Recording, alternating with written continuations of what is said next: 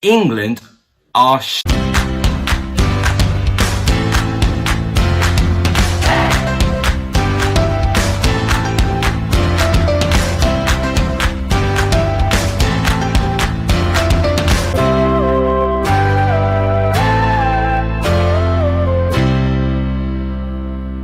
What's up everyone, welcome back to a brand new video on the channel. It is England 0, Scotland 0. I've slept on that performance and I'm probably even more angry today than I was last night.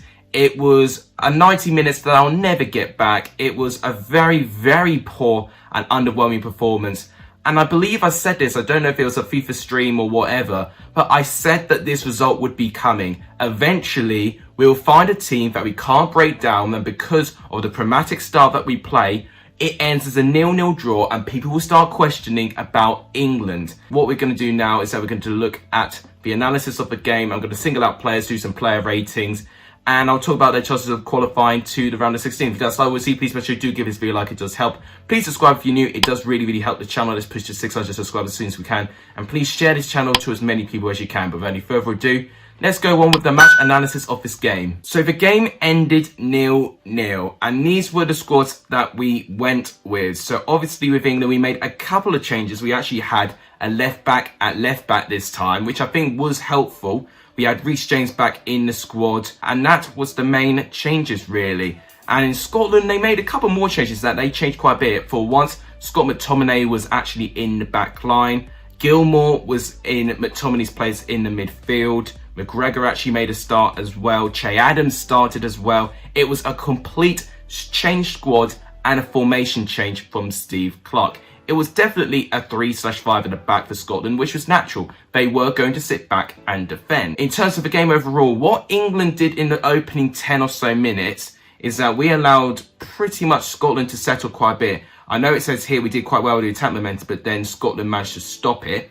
And then it was only within the 11th, 12th minute mark when John Stones hit the post from a free header. I mean, I think he should have scored it. If he just hit it on target, it would have been a goal. He had a free header, and I'm thinking back to when Czech Republic scored their set-piece goal. It was a fantastic header by Schick. You know, it was even more difficult for him to get the shot off. But John Stones had a free header here, and he should be doing much better with that.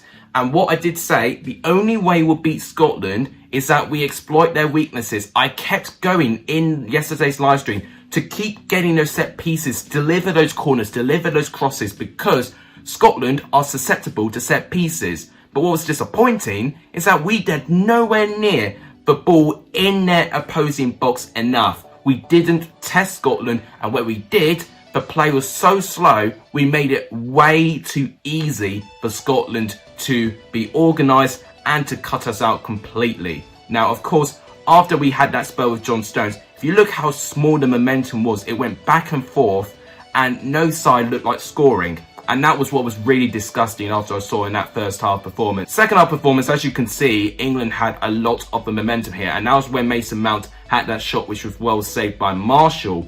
But apart from that, no notable other opportunities. Harry Kane also had that chance. Mason Mount had a chance in the first half.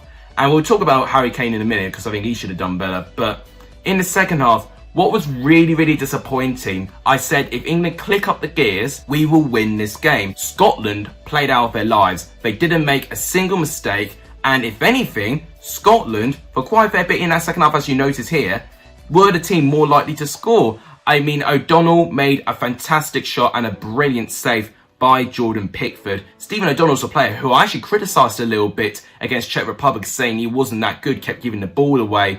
But in this game, I tell you what, he really stepped up. And he was someone who was interviewed and he said he listens to the English media and whatever, and it's tough for him to hear it.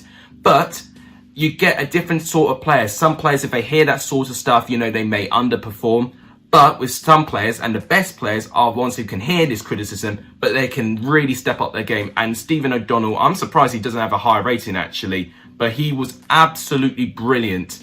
Now, another player I do want to give a load of credit to Scotland was Grant Hanley. He kept Harry Kane so quiet that I barely remembered Harry Kane being in the game. He was absolutely brilliant, but you've got to be in perspective. This is a Norwich defender who played all of the season in the Championship against who was supposed to be close to top goal scorer in the Premier League. So There's a huge spectrum of quality if you think about it.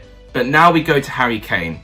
Harry Kane, what's been going on with him? He's been one who I got in a sweepstake for top goal scorer. I was thinking, you know what, my chances are great.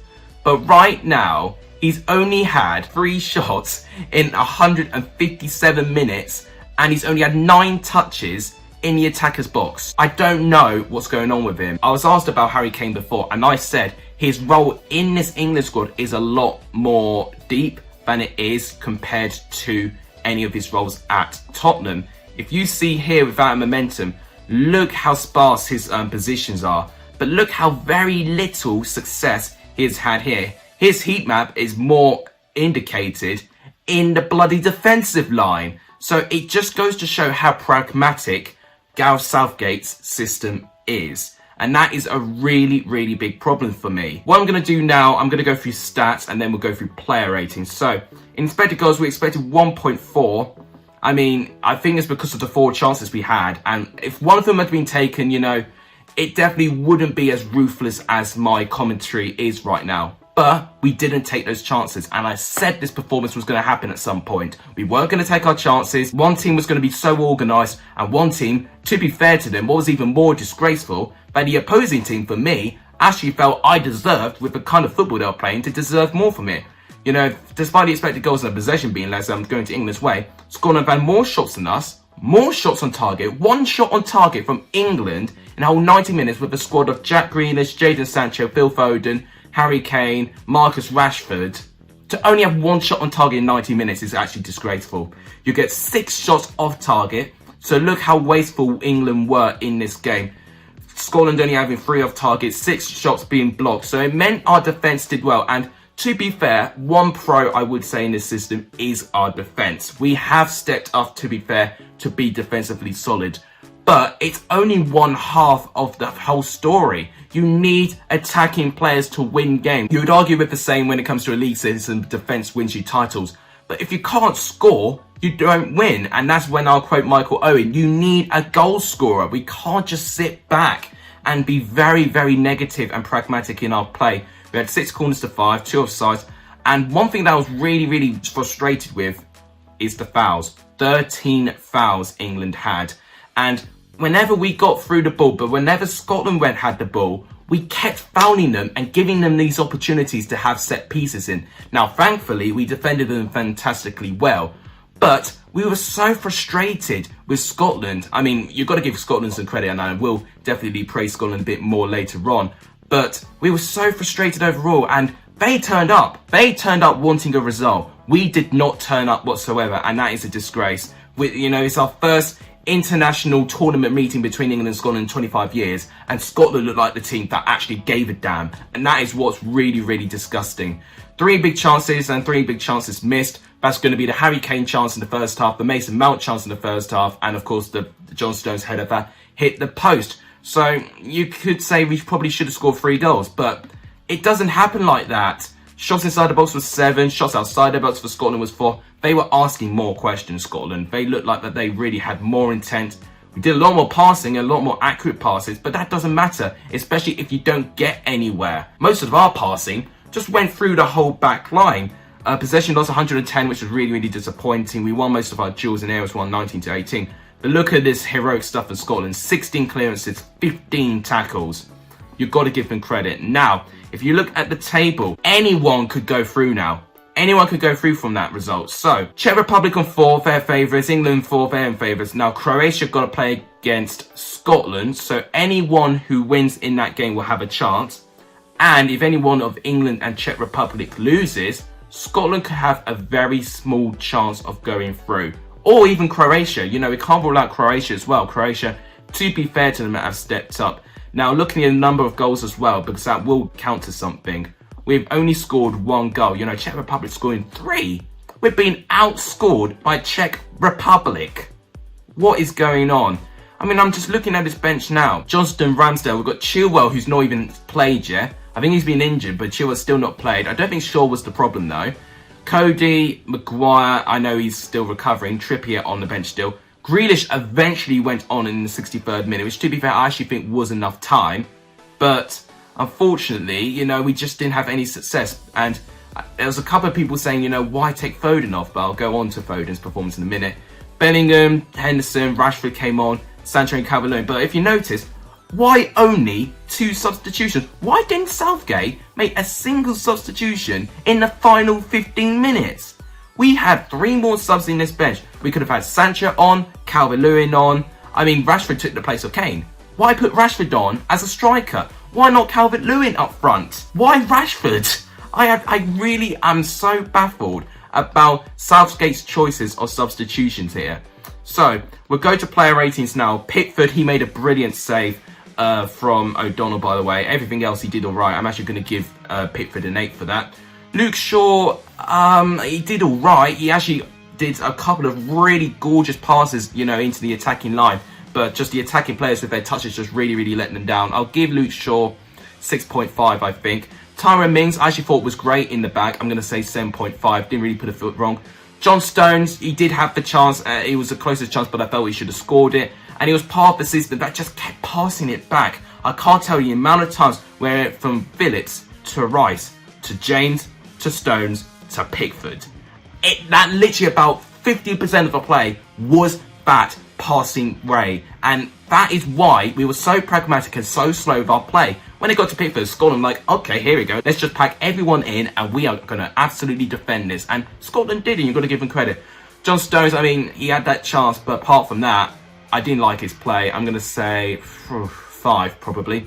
Reece James, I thought was okay, but for me, he was really outclassed by the likes of Gilmore, but also Robertson and Tierney. Those 3 players did so well to keep him quiet. I wanted a couple more crosses from him. He made a gorgeous cross out for Harry Kane and he missed it, but he needed to do more. He did have a goal line clearance, but I think the ball was going to go wide anyway. So he did enough. He did his job. I'm going to say 6.5.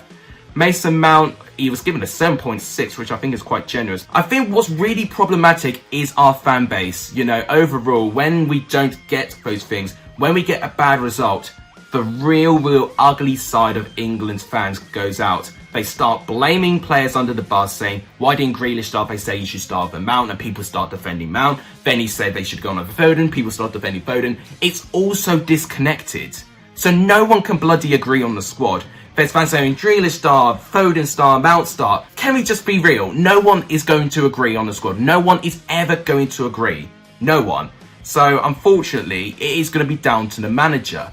And one thing that we had agreed, that Grealish should have started and Grealish should have been on a little bit sooner for us. So Mason Mount, for me, I think he did what he needed to do. I thought it was all right. I'm going to say a 7, actually. Declan Rice, quiet, really didn't offer anything for me. If anything, was always the start of the player, you know, when the passage of play went back to James, Stones and Pickford. So I'm going to say 5. Wasn't impressed. Phillips, disaster. Honestly, Phillips kept giving silly free kicks away, kept giving the ball away. It was a disaster. I'm going to say 5 as well. Sterling, he had an awful touch a couple of times. There was a couple of really good balls by Mount and Luke Shaw over the defensive line, and all Sterling needed to do was to touch it, and he missed it completely. I'm going to say 6. Phil Foden, apparently he's been given a 7, which I think is quite generous, to be honest with you. I'm going to say 6.5. Didn't really do enough. And then Harry Kane, I mean, where do I begin with him? I don't know if Gareth Southgate specifically told him as captain he needs to do, you know, more off the ball and not to go near his penalty box, but it's almost like he's allergic to his own penalty box. If Kane just literally just stay there like he does at Spurs, Kane could have so much more success. But what's been the problem is being the midfield, not supplying him with enough service. Mount's done all right, but when you've got 2 defensive midfielders in Rice and Phillips, they're not going to be the ones involved getting the service, especially when the system is to being pragmatic and sitting back. So you only had pretty much Mount, maybe Shaw at times, Reece James at times, occasionally putting the service in for Kane. So Kane is not getting the service, but at the same time, the speed of him, it's just a lack of fitness for me. Is it the transfer moves that's getting into his mind? I don't know. Is it what's going on with Sancho right now? I mean, how can Sancho not start at the moment? How can Sancho right here not even start in one of those 2 games? Not even feature. So I think something's going on here. If there's some tension that I wish Southgate can point it out. I know this sounds like an attack on Southgate. It really isn't. I really like him as a guy. I do. But as a manager, his tactics are rubbish. I've got to say it. And I think people are too scared to criticise in the English media. We know how ruthless they are, but they just won't do it. They have their favourites. It's like in club level where they have their favourite managers to interview. They won't go for them because they're English. It's just a real favouritism within our nations and country. And I'm sorry. If you want to be a journalist and to be a proper one, you've got to be ruthless, and it doesn't matter who you're bloody talking to. I don't care if their net worth is anything more than anything else. You've got to question them things. Kane, for me, he's going to get 4.5. I was really disappointed with Kane. Manager, 2.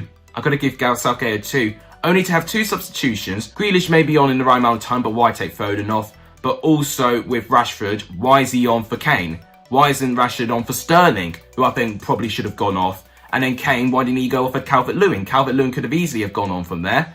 Or less, why didn't he even bring Calvert-Lewin on with Kane? Maybe with 2 strikers, Kane could work better. But just the whole tactics, the whole decision, we're so cautious, so pragmatic, and that is a big problem. When we've got this nervous energy, teams will thrive with it, and that is what Scotland thrived on. Scotland thrived on this nervous energy, and they really pushed us. Their press was insane. Let's go on to the players now. Marshall made a good save from Mount, but didn't really do anything much. I'm going to say a 7. McTominay, he was okay. Sometimes he got spun out a bit by Sterling, but actually, to be fair, his battle with Reece James was brilliant. He was absolutely brilliant at keeping him quiet. I'm going to say 7.5. Grant Hanley, I'm going to give him an 8. I thought he was brilliant, Grant Hanley, actually, keeping Kane quiet. Tierney, 9. Kieran Tierney, every time he ran forward alongside with Robertson, he was brilliant. Robertson, I'm going to give him a 9 as well. He's applied the chance for Stephen O'Donnell, and he ran the whole length of the pitch to get the chance across. And that was what I didn't see with England players. Just people running in from behind. We just did not do that enough because we just lacked energy. We were so cautious and so pragmatic. I mean, that's going to be a real problem for England. We got to really step that up.